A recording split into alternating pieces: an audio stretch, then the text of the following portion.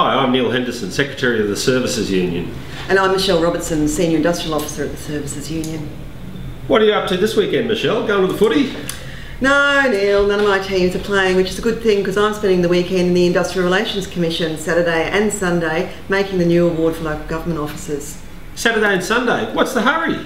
Hurry is the Queensland Government wants this done by the 30th of September to take effect on the 1st of October because they're that keen to take away your conditions. I bet the Commission's not happy about that. The Commission's not happy about that. That's very unlike the Commission to be rushing through a process like this. Is anyone happy with the process? The Local Government Association of Queensland hasn't objected to the process. They said that they were happy with the timetable. What's this I hear about hours of work and local government officers? Well, there's a move to shift you from 36.25 hours a week to 38 hours a week. You'll be considered to be a part-time worker if you're on 36.25 hours a week. Part-time? 18,000 local government officers? What's going on there? Well, the majority of people in local government work 36.25 hours, but that's no longer going to be the case. Well, who wants that to change? LGAQ wants that to change. We live in interesting times, Michelle.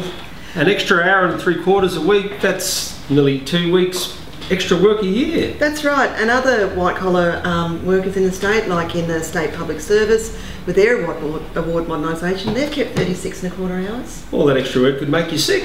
It could make you sick, but you better not try accessing your sick leave because that's about to be reduced from 15 to 10 days a year as well. 10 days? 10 days. It's been 3 weeks sick leave since 1959. That's right, but the LGAQ's keen that it goes to the Queensland Employment Standard of 10 days a year. Unbelievable. Anything else they want to cut?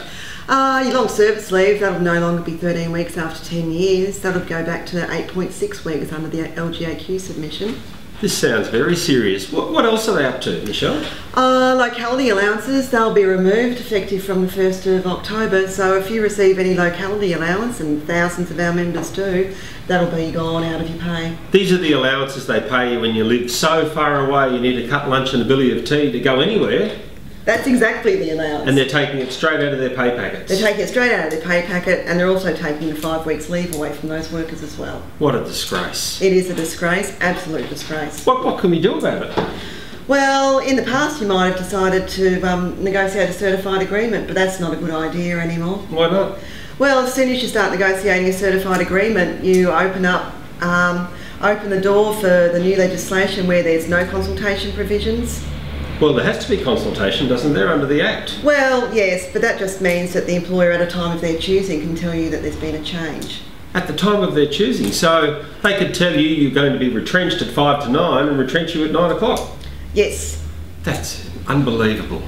Yes, and if you've been working in local government for 25 or 30 years, like a lot of people have, you'll find that your retrenchment pay is a maximum of 16 weeks.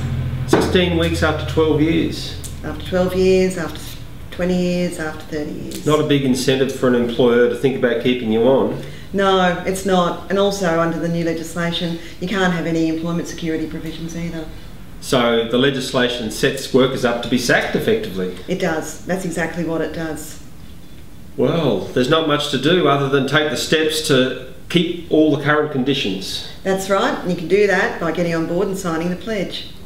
You could go to www.theservicesunion.com.au. You could.